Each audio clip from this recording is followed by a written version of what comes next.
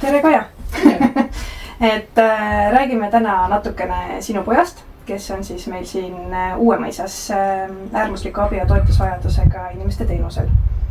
Et kas sa oleksid valmis alustama sellest, et sa natukene jagad oma lugu? Et kuidas sa said teada Madise diagnoosist, kuidas see kõik alguse sai? Jaa, Madisel on pervasiivne arenguhäire, autismispektri häire, mis tegelikult nagu ilmneb nagu kasvades ja läbi selle sotsiaalse arengu mahajäämuse. Ja nii temal ka sündides, ma teadsin, et on terve laps. Kuskil 6.–8. elukuu paiku tekkis kahtlus, aga see kahtlus oli siis nagu selle peale pigem, et kas näeb ja kas kuuleb. Väiksed uuringud, tulemus oli see, et näeb ja kuuleb, aga väga kummalise käitumisega on. Järgmine kahtlus tekkis juba nagu autismile, see oli kuskil aasta paiku, siis olid ka need uuringud. Aga ausalt öeldes mina ei tea, mis ajal täpselt see F-diagnoos sinna haiguslukku ilmus. Ma leian praegu, et see ei ole ka tegelikult üldse nagu oluline. Et Madisel aasta 4 kuuselt algasid krambid, hästi ulatuslikud, hästi väga koledad krambid ja siis oli nagu selge see, et laps on haige. Ja muidugi tähendab diagnoos kui selline väga oluline, kui on midagi ravida.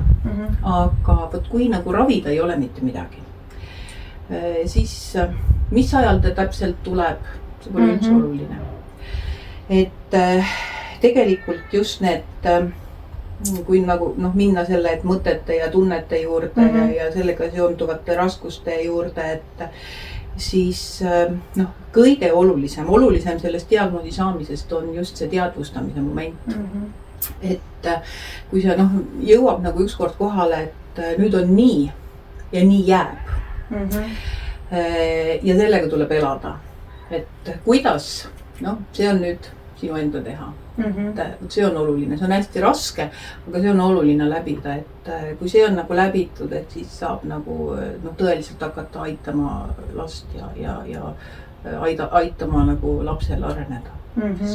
Kuni sinnani, et järsku ikka ei ole see diagnoos õige, küsime teise käest, võib-olla saab sellise diagnoosi, mida saab nagu välja ravida, et see on kõik nii-öelda see kummi pikendamine. Et see teadvustamine on hästi oluline. Aga ega ikka ju loodad, et järsku kasvab välja ja midagi kaob ise ära, aga jah, nii ta on. Tegelikult lootus on see, mis viimasena kaob, et kuni on laps, on kõik võimalik, aga siis on ühel hetkel täiskasvanu ja nii on. Aga kuidas sa tunned, kas sina töötad sotsiaalvaldkonnas ja päris pikalt juba, et kas see, et sa ise oled selles valdkonnas sees, kas see on teinud sulle selle olukorra kuidagi nagu ka sellest bürokraatia vaates nagu natuke lihtsamaks või? Need on see professionaalne vaade ja isiklik vaade. Nad on küll seotud, aga nad on nii erinevad asjad, et siin ongi see, et kuna siin isiklikus vaates on väga tugevalt emotsioonid, siis mis nagu selles professionaalses vaates võib-olla on minu pluss see, et ma mõistan rohkem ja emotsiooni ka. Ma tean neid emotsioone. Ma mõistan neid. Aga ma ütlen, et mida on see või mida on nagu lihtsustanud või nüüd ma hakkan siin, ei leia õigeid sõnu, aga see, et ma olen nagu professionaalselt selles valdkonnas on minul aidanud nagu võtta vastu emotsionaalselt raskeid otsuseid. Näiteks just see, et täisealine laps tuleb lahti lasta ja saata iseseisvasse ellu.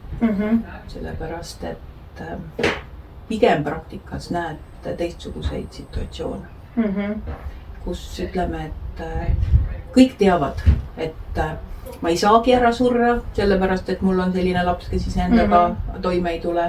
Või siis teavad, et ma ei saa ennem ära surra, kui on tema elu korraldatud. Aga reaalsuspraktika on see, et see ei sõltu meist ja ei küsi meie käest keegi, et millal see õige aeg on, et ühel hetkel on see laps üksi ja siis peavad võõrad inimesed hakkama selle täisealise lapse elu korraldama.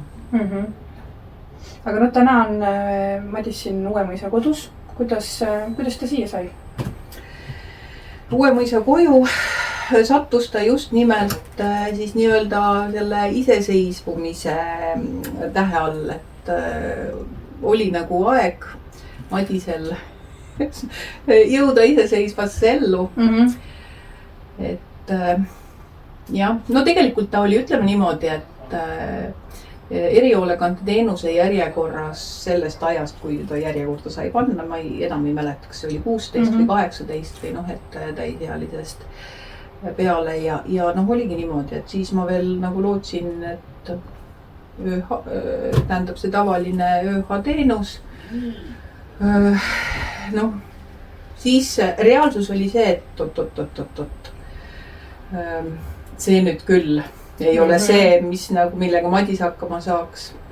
Siis hinnati meid ümber ja noh, siis tuligi äärmuslik abivajadus, mis tegelikult oli kogu aeg, aga noh, siis ta sai nagu selle teenuse järjekorda. No, siis olid mõned teenuse pakkumised ka, aga noh, mis oli nagu selge, et kellegiga teisega ta tuba jagada ei saa.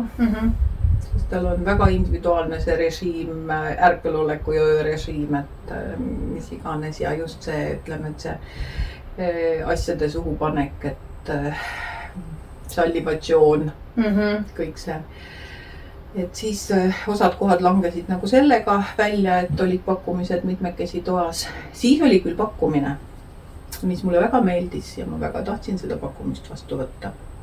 Aga siis juhtus see, et teenuse osutaja ütles, et oi, ei, meie Madist küll ei võta. Meie temaga hakkama ei saa. No, see ütleme jah, kõik ütlesid mulle, et see on lubamatu ja nii ei tohi olla, aga noh, elu näitas, et nii oli. Siis ma muidugi vahepeal mõtlesin, et seda enam ei lähe kuskile, sest kes teda siis peaks tahtma. Et kui riik on kehtestanud teenuse standardit ja kui teenuse osutaja väidab, et ta sellele standardile vastavat teenust osutab ja siis ta lubab endale ütelda, et ta võt seda klienti ei võta, kes on hinnatud sellele teenusele, siis no kuhu ma teda pakun. Aga siis läks pool aastat mööda ja pakuti Uuemõisa kodu kohta teenuse konsultant. Väga kenasti rääkis. Ja väga, noh, ma ütleksin, et väga professionaalselt kuidagi nagu lähenes ja pani sinna nagu seda isiklikku vaadet, et ühesõnaga, ja noh, mis seal salata, tegelikult on ju, kui reaalselt vaadata, siis vanus kasvab ja terviseprobleemid suurenevad, et nagu üks asi on see emotsionaalne, et ei, ma ei lase sind lahti. Teine on see reaalsus, et aga ma ei jaksa sulle enam järgi tulla. Kui sa nii-öelda spurdid ja paned jooksu, ma ei jõua sulle järgi, eks ole. Ja kõik muud asjad, et võtsime vastu siis selle raske otsuse, noh. Käisime vaatamas ja võtsime vastu ja otsustasime, et Madis ise seisvub. Okei. Lõpuks tuli siis ikkagi see pakkumine ja teenus. Ja no tähendab selles suhtes, et see selline kogemus sellest, et klienti võidakse valida, tegi mind väga-väga ettevaatlikuks või. Et kui me siia tulime, siis ma rääksin kõigile seda lugu, et no vaadake nüüd, et kas teile sobib, siis siin ma mäletan, töötaja ütles, et meie küll endale seda luksust lubada ei saa, et me saame klienti valida. Jaa. Okei. Et jah, mille üle ma väga tänulik olen, jah. Jaa. Aga no täna on ta siin Uuemõisas. Kuidas praegu tundub see teenuse osutamine, personal, kuidas te rahul olete? Vaata, kui ma nüüd ütleks, et ma kõigega olen rahul, siis saaksin ise ka aru, et ma tegelikult siiralt ei vasta. Et ütleme niimoodi, et inimene on ju selline, et ta on ju alati ikka nagu rahulolematu. Ütleme niimoodi, et ma olen laias laastus, ma olen rahul. Et Madis on nüüd varsti saab 4 aastat siin olnud. Ja noh, mis puudutab nagu hooldust, siis noh, sellega ma olen ikka väga rahul. Et on puhas, ei lõhna, olgugi et ma tean väga hästi, kui keeruline see on saavutada. Tähendab, mis on minu meelest noh, nagu võimalik nagu parendada, on see, et äärmusliku abivajadusega klientide puhul võiks olla nagu hõivatud rohkem personali. Kuna on enamus klientide väga suur osa tegevustest vajab nagu ülevõtmist teise isiku poolt, et siis nagu noh, füüsiliselt ei jõua töötajad kõike teha. Ja noh, ja see puudutab just ütleme, et sellist noh, nagu tegeluse poolt, aktiivset tegelust. Teine asi on see, et noh, näiteks kui Madist konkreetselt, kas tema ei taha? Tema ei taha mitte midagi peale selle, et olla oma toas, tulla sealt välja söömiseks ja siis tagasi sinna sukelduda. Aga noh, kodus olles pean mina tema eest tahtma välja minna. Ja noh, just see, et ta on suuteline käima, kasutama veel oma jalgu, aga selleks on vaja 2 inimest. Ja selge on see, et kui tööl on 2 inimest ja neil on 12 klienti, siis noh, ei saa eeldada, et 2 inimest tegelevad 1 kliendiga. Ühesõnaga siin ootustes peab olema realist, midagi ole teha. Aga noh, muidugi tahaks, muidugi ootaks. Aga laias laastus ma olen rahul, sest ütleme niimoodi, et Madis ju, kui ma tulen tema juurde ja viin ta koju, ta mulle ei räägi, mis ja kuidas ja kuidas talle meeldib. Aga noh, kaudsete märkide järgi, ehk siis see, kuidas ta käitub, kuidas ta ennast üleval peab, kui ärev ta on või mitte, eks ole. Et selle järgi ma võin ütelda, et noh, tal ei ole paha olla siin. Okay. Seda on väga tore kuulda. Aga jah, ma olen nõus, et arenguruumi on. Ma küsiks veel sellise küsimuse, et kui nüüd saaks unistada, või kui me unistame, siis milline oleks see ideaalne teenuse osutamise koht? Selle peale ma mõtlesin. Ja ma ütleks niimoodi, et tegelikult ma ei defineeriks seda läbi selle füüsilise koha. Et minu meelest nagu sellise ideaalse koha kujundavad ikkagi tegelikult inimesed. Et see võiks olla selline koht, kus aktsepteeritakse iga kliendi selliseid individuaalseid erinevusi, ka ebameeldivaid, ka raskeid. Noh, mida iganes ja mõistetakse. Saadakse nagu aru, et see, et kui tal see ila suunurgast niriseb, et siis see ei ole sellepärast, et ta tahab, et see tuleks või et kellelgi oleks nagu, vaid see lihtsalt on nii. Ja noh, paraku on selliseid asju, millega tegelikult ei olegi mitte midagi ette võtta. Aga just ühesõnaga, et see oleks koht, kus nagu soovitaks ja suudetaks nagu süveneda nendesse vajadustesse, inimese vajadustesse. Kindlasti peaks see olema koht, kus on töötajatel hea olla, kus töötajatele on nagu loodud head töötingimused, sealhulgas ka näiteks sellise psühholoogilise toe saamiseks, sest töö on raske. Nii füüsiliselt kui ka vaimselt väga raske. Et jah, et töötajad oleks rõõmsad ja optimistlikud. Et siis võib tegelikult juhtuda niimoodi, mis meil on juhtunud, et keegi ütleb, et aga minule Madis meeldib ja minul ei ole temaga probleeme. See on selline tõeline kingitus, et see nagu paneb sind uskuma jälle seda, et keegi veel peale minu hoolib. Ja et siiski tal on, vaatamata sellele, et tal see ila niriseb suunurgast ja muid keerulisi iseärasusi on, et tal siiski on nagu see koht paik seal. Väga ilus mõte. Küsiks siis veel lõpetuseks sellist asja, et mis on võib-olla kõige väärtuslikum õppetund sellel teekonnal olnud ja see teekond ju veel läheb edasi, aga võib-olla midagi sellist, mis sa sooviksid teistega jagada? Võib-olla see, see teekond jah, tähendab, ta on nagu õpetanud võib-olla just nagu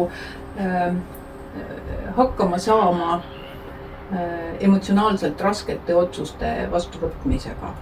Et see on äärmiselt raske, et et see on ka just nimelt see lahti laskmine. Ei tahaks. Selles suhtes, et kuidas ma ütlen, et ma ikkagi üritan niimoodi, et igal aastal vähemalt paaril korral, 1,5–2 nädalat korraga nagu Madist võtta enda juurde.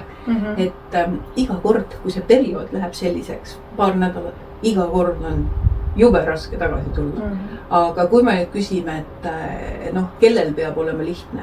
Ma ei tea, kas temal ka on lihtne, aga võib-olla ei ole kummalgi lihtne, aga muud varianti ei ole. Muud varianti ei ole. Teine asi on see, et mis on see õppetund või see, et kuidas ma ütlen, et kui Madis oli väike, siis oli maailm selline, et erivajadusi väga ei aktsepteeritud, et siis me kogunesime ühingutesse ja omasugustega kokku ja siis kui maailma läksime, siis läksime kõik koos ja tegime ennast tugevaks, et meie oleme ja meil on õigus. Ja siis ma siiralt lootsin ja uskusin, et maailm muutub.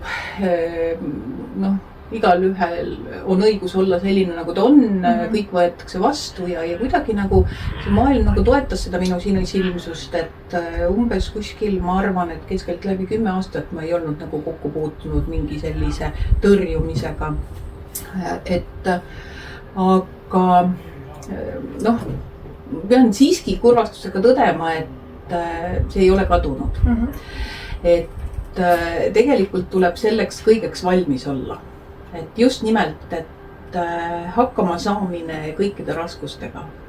Et kui sa nagu enam ei oota, et raskusi tekib ja siis kui nad tekivad, siis on topelt raske nendega hakkama saada. Et mingil määral sa oled ikkagi pessimist ja jääd pessimistiks, et oled nagu valmis selleks kõige hullemaks, aga ikka ma arvan, et väikeste sammudega sina paremuse poole, sest mis mina olen nagu tajunud on see, et selline tõrjumine valdavalt tuleb siiski eakama põlvkonna poolt. Et noorema põlvkonna poolt on mõistmist ja aktsepteerimist palju rohkem. Aga jah, need eakam põlvkond ei suuda väga hästi. Sellega nagu leppida. Suurepärane. Aga tahaks lõpuks veel. Et ma siiralt tänan Uuemõisa kodu 4. maja personali. Et see on loomulik, et me aeg-ajalt saame asjadest omamoodi aru. Aga ma tahan, et te kõik teaksite, et ma tegelikult hindan väga seda tööd, mis te teete. See pole üldse kerge ja ma tean seda väga hästi. Aitäh sulle. Aitäh.